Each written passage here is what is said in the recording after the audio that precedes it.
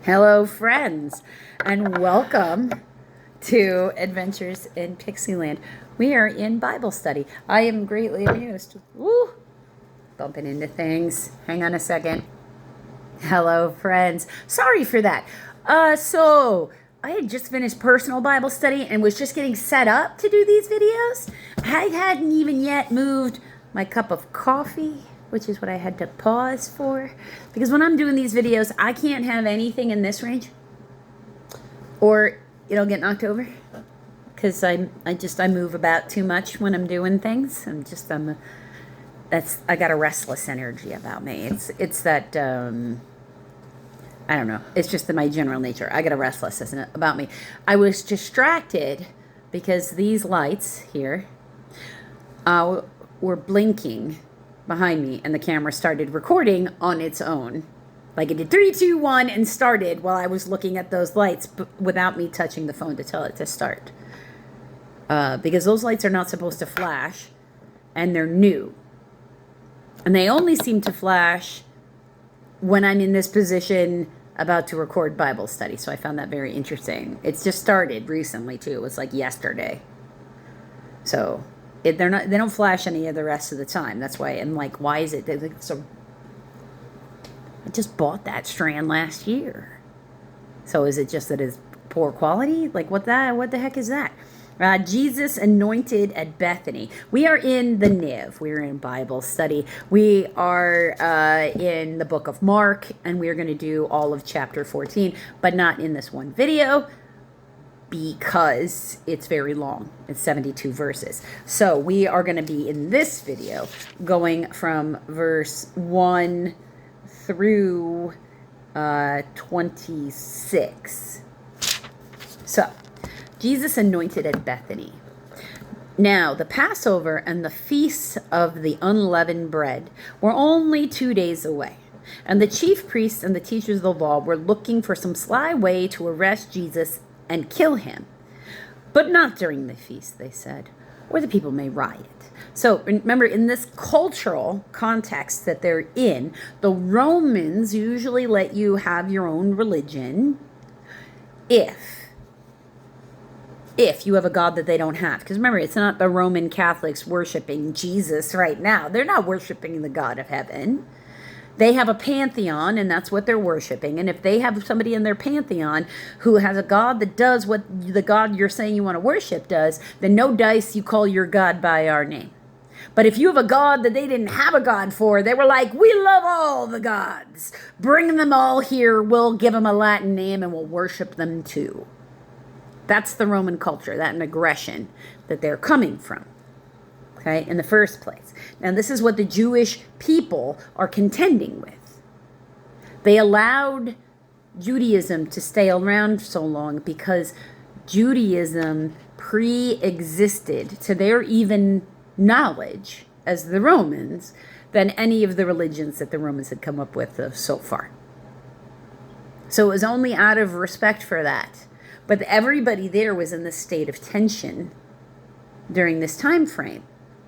If Pilate had too much rebellion coming from them, he was likely to get killed by the emperor.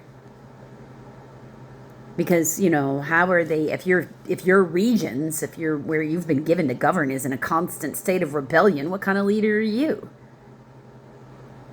And that's going to come up in later Bible studies today for 1 John. They'll talk about that in a little bit. Now, so it's an important thing to remember. But the Jewish people, the Pharisees, the Sanhedrin, so the Pharisees, the Sadducees make up the Sanhedrin. The Sanhedrin, trying to, not get the religion taken away. I'm not saying they should have killed Jesus, because that's not what I'm saying at all. I'm just explaining the context of the tension, so we understand. Verse 3. While he was in Bethany, reclining at the table in the home of a man known as Simon the leper, a woman came with an alabaster jar of very expensive perfume made of pure nard. Nard is spikenard. Okay, spikenard is supposed to strengthen your connection to the divine. I don't know how they test that, but, that's what they say for the people who sell it. And make that clear. She broke the jar and poured the perfume on his head. Okay. Some of those presents were saying indignantly to one another, why waste this perfume? It could have been sold for more than a year's wages. Greek for more than 300 denarii, which is so a lot of money during that time frame. And the money be given to the poor. And they rebuked her harshly. So she came in and she gave Jesus a gift, and his friends decided that shouldn't have happened. Loud, proud, and wrong. How do we know wrong? 6, leave her alone. That's how we know wrong, said Jesus. Why are you bothering her? She has done a beautiful thing to me. The poor you will always have with you, and you can help them anytime you want. But you will not always have me. She did what she could. She poured perfume on my body beforehand to prepare me for burial. Now, this again, they come from a cultural context of after you die, there is a specific mourning ritual that is supposed to happen. There's no embalming. These things are still held because this religion still exists. There's no embalming. You are supposed to be anointed. You're supposed to be anointed with oils. And then, you're supposed to be you have things draped over you in linen. And you're supposed to be buried in a box that can be completely decomposable, like wood nails, not metal nails, those types of things. If you're particularly traditional, I'm not saying all Jewish people have to hold to any of this. And that, so everything completely decomposes. That's the idea. So you go back to one with nature. Embalming fluid, which is currently what is used, is actually a preservative. Makes your body last longer in the grave, as opposed to allowing it to break down and decompose. Okay? So you're supposed to be anointed with specific perfumes, specifically more myrrh. Frankincense is sort of birth, and myrrh is sort of death kind of thing. They can both be used for other things. I know I do personally use them for any kind of other things. This is why I know any of this about these kinds of things, because I have investigated this pretty particularly. I tell you the truth. Wherever the gospel is preached throughout the world, what she has done will also be told in memory of her. And in fact, that's true because I just read it. Then Judas Iscariot, one of the 12, went to the chief priests to betray Jesus to them. He doesn't see anything he wants to see. He had an expectation of who Jesus was, and he was disappointed. So he went and betrayed him. I'm not saying he should have. Again, they were delighted to hear this and promised to give him money.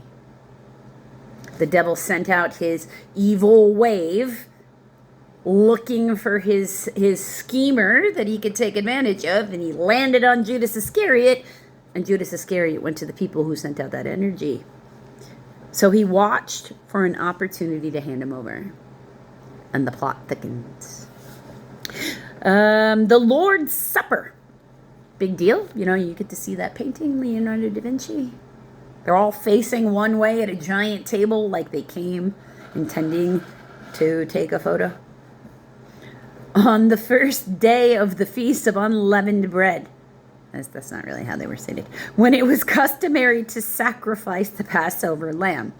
Because why would they? Jesus' disciples asked him, "Where do you want us to go and make preparations for you to eat the Passover?" Okay, because it's a big deal.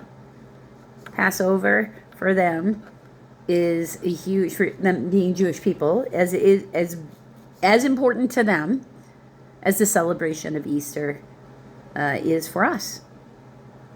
Jesus, this would be the story of Easter. That's why I say that. because Passover and Easter always go hand in hand, because the Last Supper that Jesus had was was Passover dinner. They're just, stating that.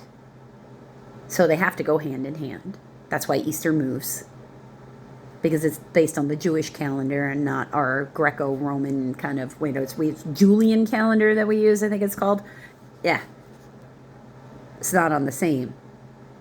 That's an important thing to know, because when you're reading in the Old Testament about how, the time and how anything comes, when you're reading the context of time in here, there is a translation to what it would be for us, because the calendar's not the same.